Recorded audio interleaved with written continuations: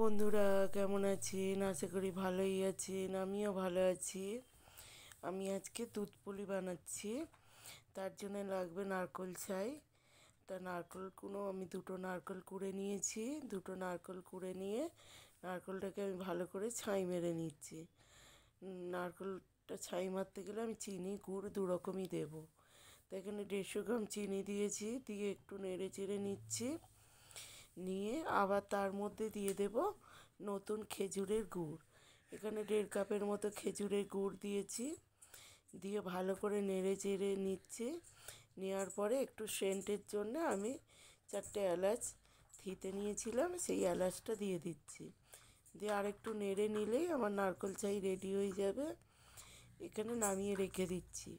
দুধ পুলি করার জন্য একটা পুর তৈরি করতে হবে। তাই এখানে আমি সুজির প্যাকেট নিয়ে নিয়েছি। এর আগেও একবার দেখিয়েছিলাম যে সুজির পুর কী করে করতে হয়, তবু আরেকবার দেখিয়ে দিচ্ছি। কড়াতে ভালো করে সুজিটাকে একটু নেড়ে নিতে হবে যাতে গন্ধটা চলে যায়। তারপর একটু বেশি পরিমাণেই জল দিয়ে দিতে হবে। দিয়ে সুজিটাকে ভালো করে নাড়তে হবে। নাড়তে নাড়তে কড়ার গা থেকে ছেড়ে এলেই তখন জানতে হবে আমার ডোটা প্রায় রেডির পর্যায়ে চলে এসছে। তা গরম গরম নামিয়ে নিয়ে একটা জায়গায় নামিয়ে নিতে হবে। দেখতে পাচ্ছেন আমি নাড়ছি, কড়ার গা থেকে শুকনো হয়ে ছেড়ে এসছে, আমার ডো রেডি। তা আমি এবার একটা জায়গায় নেড়ে নামিয়ে নিয়ে এবার ভালো করে মাখিয়ে নেব।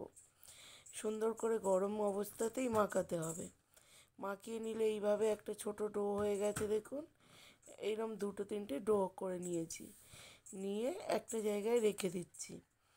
ডোটা কিন্তু এমনি শুধু অবস্থায় রাখলে হবে না। ডোয়ের উপরে একটা ভিজে যে কোনো কাপড় তোমার চাপা দিয়ে রাখতে হবে, না হলে ডোটা শক্ত হয়ে যাবে। তারপরে আমি পিঠে কী করে এর আগেও একবার দেখিয়েছিলাম, তবুও আরেকবার দেখিয়ে দিচ্ছি। তো এইভাবে হাত দিয়ে গোল করে বুড়ো আঙুল দিয়ে চেপে চেপে বাটির আকার ধারণ করে নিতে হবে। নিয়ে তারপরে নারকেল পুরটা দিলে মুখটা চেপে দিতে হবে।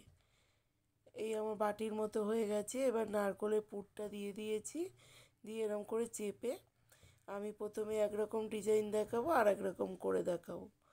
তো এরকম একটা এপারে একটা ওপারে করে মুড়ে দিলেই পিঠেটা অন্যরকম দেখতে হয়ে যাবে। দেখুন কত সুন্দর লাগছে। আর একটা করে দেখিয়ে দিচ্ছি, আর একটা অন্যরকম, খুব তাড়াতাড়ি খুব সহজ পদ্ধতিতে করা যায়। তাই এরকম হাত দিয়ে গোল করে হালকা প্রেশার দিলাম, দিয়ে এবারে বুড়ো আঙুল দিয়ে চেপে ঘুরিয়ে ঘুরিয়ে নিলেই বাটির মতো হয়ে যাবে। তার মধ্যে এবার নারকেল পুরটা একটু বেশি বেশি দিলে বেশি সুন্দর খেতে লাগে। দিয়ে এবার মুখটা চেপে দিয়ে দুদিক দিয়ে একটু ঘুরিয়ে চেপে দিলেই পুরো পিঠেটা রেডি হয়ে যাবে। এরমভাবে আমি সবগুলো করে নিচ্ছি, সবগুলো করে নেব। নিয়ে তারপরে আসছি, এদিকে আমি দুধ বসিয়ে দিয়েছি। দুধটাকে ফুটতে দেব বেশ কিছুক্ষণ ধরে নেড়ে নেড়ে। তারপরে আমি দুধের মধ্যেও 3-4টে এলাচ থিতো করে দিয়ে দিলাম, তাহলে গন্ধটা খুব সুন্দর হবে। দুধটা এবারে দেখুন আস্তে আস্তে গরম হচ্ছে। দুধটা গরম হয়ে এসে ফুটে উঠলেই চিনি দিয়ে দেব। আমার অল্প অল্প ফুটে উঠতেই আমি এখানে চিনিটাকে দুধের সঙ্গে নাড়িয়ে নাড়িয়ে গুলে দিতে হবে। দেখুন দুধ আমার পুরো ফুটে গেছে একদম। গ্যাসটা একটু মিডিয়াম করে দিয়ে এবারে সব পিঠেগুলো আমি এক এক করে দিয়ে দিচ্ছি। এগুলো কিন্তু আলাদা করে ভাপিয়ে দুধে দিতে হয় না, বরং কাঁচা অবস্থায় দুধ ফুটে উঠলেই দিয়ে দিতে হয়। দিলে দেখুন কত সুন্দর ফুটে গেছে। কিন্তু গুড় দেওয়ার আগে দেখতে হবে যেন দুধ একদম টকবক করে না ফোটে।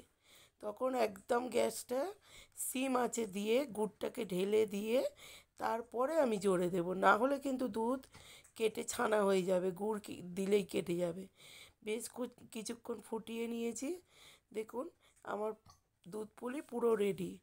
তা বন্ধুরা, যদি আমার ভিডিওটা ভালো লাগে প্লিজ আমার চ্যানেলটাকে সাবস্ক্রাইব করবেন, আর ভিডিওটা অনেক অনেক শেয়ার করবেন, আর ভিডিওতে লাইক করবেন, আমার পাশে থাকবেন। কত সুন্দর দেখতে হয়েছে দেখুন, আর খেতেও দুর্ধর্ষ হয়। তা আজ আসি বন্ধুরা, এই পর্যন্ত, টাটা।